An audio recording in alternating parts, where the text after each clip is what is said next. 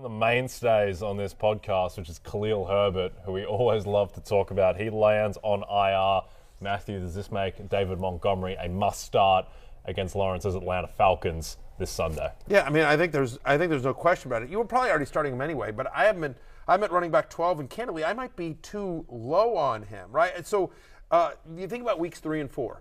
Those were weeks when David Montgomery was out, right? So, I mean, these two guys have split the running back workload for the Bears. So weeks 3 and 4, when Montgomery was out, Khalil Herbert saw 42 touches in those two games, 71% of the running back carries during that stretch, over 20 carries in each game. And now Khalil Herbert is out, and we expect an even heavier workload for David Montgomery. Over the last 4 weeks, Bears averaging 25.8, almost 26 running back carries a game over the last 4 weeks. So for as great as Justin Fields has been, as you see it there on your screen, in terms of the amount of rushing attempts he's had over the last 4 games, each of the Bears, Montgomery with 53, Herbert with 45. So now there are 45 rushing attempts over the last 4 games. So you're talking about, 12 a game or so that are up for grabs, and maybe a few of them go to Justin Fields, but the expectation here is that the majority of them go to David Montgomery. And so playing the Atlanta Falcons, your Atlanta Falcons, Lawrence, literally, can your Atlanta Falcons stop the run? I don't believe they can. No, they're not going to stop the run. They're not going to stop David Montgomery. We saw what Deontay Foreman has done to them 2 of the past 3 weeks. Obviously, Austin Eckler had a good day against them as well. And like you mentioned, those touches that Khalil Herbert that he got when Montgomery was out, Montgomery's going to get that. And if you're worried about Tristan Ebner, right, don't. He had 7 and 8 touches in weeks 3 and 4, so they'll sprinkle him in there for David Montgomery to get a breather, but that's about it. He's getting ready to go off, and I might have him ranked too low too. Yeah, I mean, seriously, I'm sitting there, I'm at 12, but yeah, that might be a little low. He's not the most exciting name, not a man who makes you want to jiggle. David Montgomery, D-Mont, as I believe they call him. But I will say, David Montgomery's nickname is Monty, Uncle Monty, and it's his nickname because I've just made that up right now. And what I was wearing yesterday looked a little Uncle Monty-ish. Yeah, that's a fair call. Yeah. That's the best thing you've said so far today. Fair enough. Let's talk about the best fantasy quarterback in the NFL over the past 5 weeks or so, Justin Fields, who is number 1 on your rankings, Matthew Berry, ahead of just some lesser-known names like Patrick Mahomes, Josh Allen, our ride or dies, Jalen Hurts, Lamar Jackson. It hurts me that you put Jalen Hurts in front of Lamar Jackson, but Justin Fields is number 1. Explain that. Are you seriously asking me to explain that?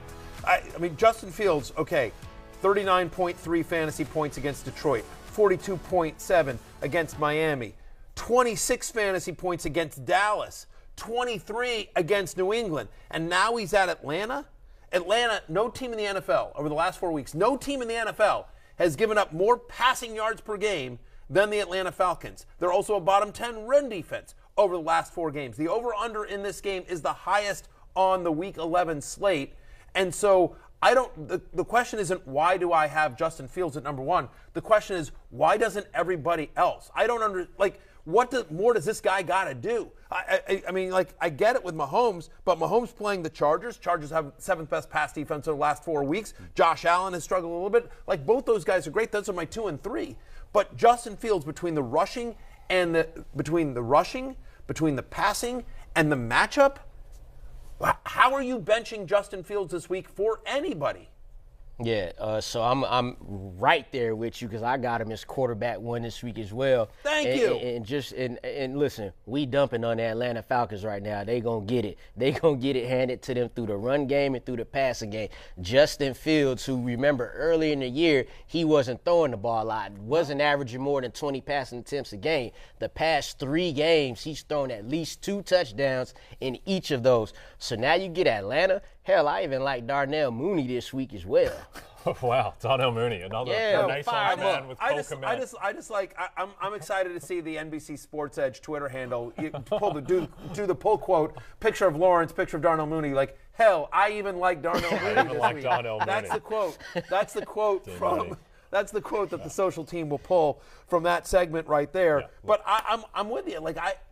What's the anti-Justin Fields argument? Just that he hasn't done it for a long period of time? The one thing with Fields is that right now he's just reeling off 68-yard touchdown runs every week. I'm not sure how sustainable that is. At the same time, I agree that this week he should be number one, mainly because the Chargers going up against Mahomes don't have any defensive tackles. So I feel like the Chiefs might run the ball more than usual. So I would probably take Mahomes over Fields rest of season, though that's close as well. Yeah, but this week, no. Justin Fields number one. I mean, that's exactly right. The Chargers are 31st against the run over the last 4 weeks. I mean, and Pacheco, they're starting to get Pacheco more involved. So, yeah, I mean, look, you're not going to go wrong starting Patrick Mahomes or Josh Allen. But I just, Justin Fields, again, no Khalil Herbert. So, again, while I agree with you, the 68-yard rushing attempts aren't sustainable, although with him they may be. They might be. They might be. I said this earlier in the week, and I stand by it. What you are seeing with Justin Fields right now is Lamar Jackson 2019. Yep. That's what you're seeing. He is that dude. Yep.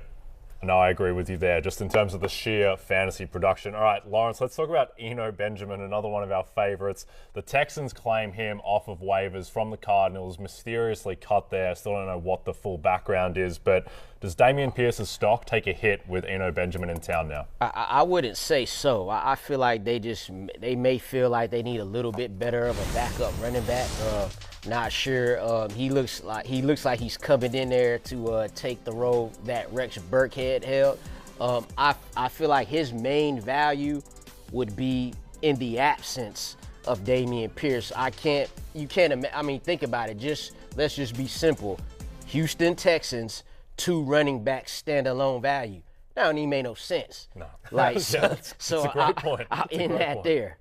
Yep. No. I agree with Lawrence here. I think this is much more of a depth play. And look, they're a rebuilding team. Eno Benjamin's a young player with nice upside, right? I mean, they're just adding a piece, right? A relatively inexpensive piece to that running back room. Rex Burkhead's, I don't know, what is he, 46, 53, something like that? I believe he's 78 years old. That's my point. And so Pierce, who's averaging almost 20 carries a game since week 7, who's getting 79% of the team's rushing attempts. I agree. If I have him on my roster, I'm holding on to him because he's a high upside backup, right? If anything were to happen to Pierce, we'd be very excited. We think Eno Benjamin would be a top 15-ish running back here. So if I had him on my team, I'm not necessarily dropping him, but I'm also understand that I don't think he has any standalone value. He is a poor man's Tony Pollard or Alexander Madison. He is break glass in case of emergency. If something happens to Dameon Pierce, he would immediately have fantasy value, but I don't think there's standalone value to him, even in deeper flex leagues, just because he'll probably take the Burkhead role. Yep. Right? And that's not a fantasy relevant role at the moment. To me, the most interesting thing about this transaction is that the Chiefs put in a waiver claim for Eno Benjamin. Does that spell the end of Clyde Edwards-Helaire? Or at least it's another kind of tick in that box that Edwards-Helaire is kind of trending towards Dumpsville? I'm pretty sure, in terms of spelling the end of it. I mean, I think we're at END, and the kid is on the stage saying, "Can you use it in a sentence?" Yes, certainly. I would think the Andy Reid and the Chiefs don't feel like they have gotten as much production out of the entirety of their running back room as they would have hoped for, right? I mean, because they had Ronald Jones in camp, he's done nothing, right? He didn't work out. So they have McKinnon, who they like a lot, but who's had a lot of injury issues, and they've got this, late-round rookie in Isaiah Pacheco, who's shown flashes, but again, he's a late-round rookie.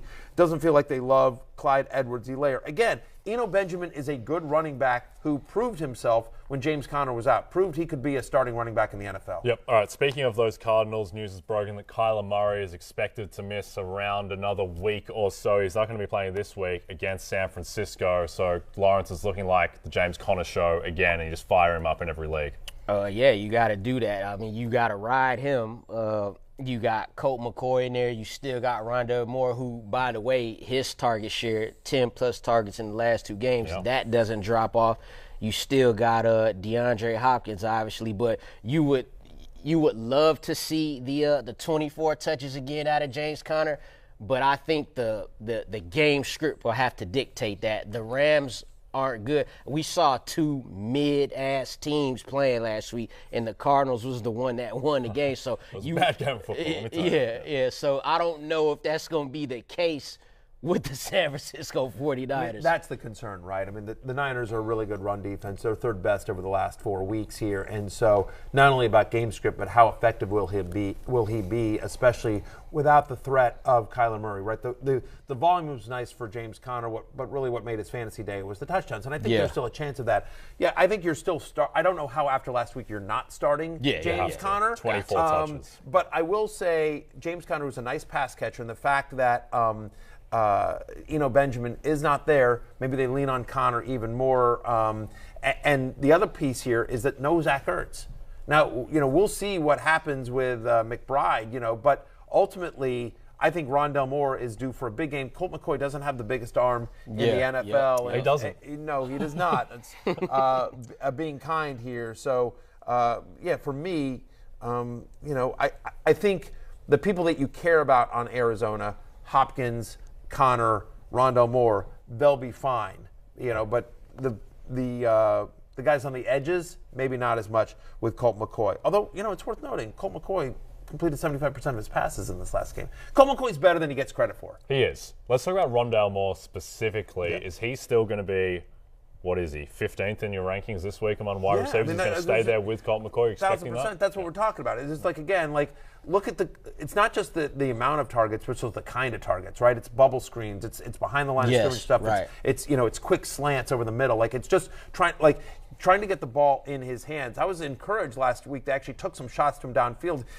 Everyone was talking about the Justin Jefferson catch, and rightly so. But Rondale Moore also had a ridiculous one-handed catch, just out there like this with a guy on him on the sideline. That if it wasn't, honestly, if it wasn't for the Justin Jefferson catch, we all would have been talking. I feel bad for Rondale Moore. Everyone was like, whatever. Did you see what Justin Jefferson did?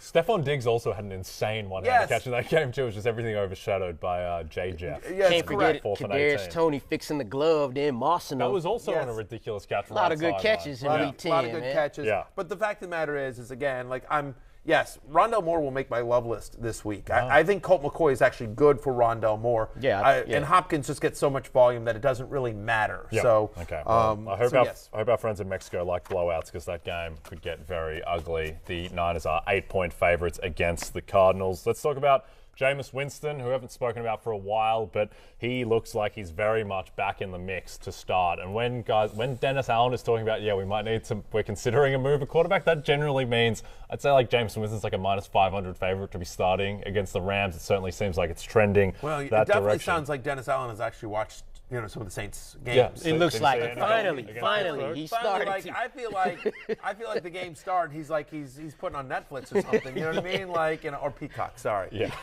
Exactly. Yeah, and you're just really, are you watching the same games we are? Because how many guys you got to see driving into the end zone that aren't wearing your jerseys, that you think, hey, maybe we ought to make a move here. We'll talk about Jameis, but firstly, I think it's more relevant. What does this mean for Chris Olave and Alvin Kamara? I don't think it means anything for our purposes. You're always starting Alvin Kamara. You're always starting Chris Olave. Always. So it doesn't. Is it slightly better? Is it slightly worse? Okay, fine. But for our purposes in fantasy football, my expectation here is that I think it'll be slightly better. It'll be slightly better for Olave. Olave likes to take. Winston likes to take more deep shots there. Chris Olave with Winston under center this year is averaging about 1.5 more than he is with Andy Dalton. He's got about the same amount of target share with Winston that he has with Dalton. Kamara actually is much worse with Winston than Dalton. He's averaging just about 15 fantasy points a game with Winston and 20 points a game with Andy Dalton. But again, you're starting out with Kamara. Yeah, that's a significant difference for Kamara, but you're going to take them 15 points and be happy. You might not get the 20, but, hey, look, Jameis Winston has thrown 40-plus passes in 2 of his 3 games this season, so you got to love that. And understand that we're talking about a 3-game sample size of Winston with Kamara. Yeah. Kamara was better with Winston last year than he was with Taysom Hill under center. I mean, a lot of it comes down to are we bringing in Taysom Hill and he's vulturing the touchdown, or is Kamara getting into the end zone? Because there was a bit of a drought there for Kamara early on in the year, and then the scoring has started to come around. You want to know where the Los Angeles Rams are at right now? They're 4-point underdogs to the New Orleans Saints. We don't know who's playing quarterback for the Saints, coming off a blowout loss to the Kenny Pickett and the Pittsburgh Steelers. In fairness to the Rams, They have a lot of picks coming up, you know. Yeah. They've got the really good salary cap. This was always meant to be a rebuilding year. Oh, wait, I'm sorry. Yeah. None of that's true. Yeah, Here's fresh where- off the Super Bowl, rebuilding. Yeah. No. Here's where these two The teams Saints are at. don't have their pick either. Like, this is a... The total. I'm sorry. That's petty of me. Listen, by the way, because as a Commanders fan, I'd trade all of it for one Super another Bowl. ring. You know, so Yeah, I mean, the sure. Rams They are playing with house money, and I'm legitimately a fan of Les Snead and Sean McVay. But I'm just always excited when there are teams out there in the NFL that are in worse shape than the Commanders. Yeah, well, right now they are. And Yes. They are. the total for that game is 38.5, and the last time I checked, New Orleans still playing a dome. So that's a very low total for a dome game. All right, we're going to go to break. And I might actually take the under. I mean, like, you know, like If it's that low, you might as well. We said the same thing with Titans Broncos. Couldn't get low enough. When we come back, keep it open or close it out.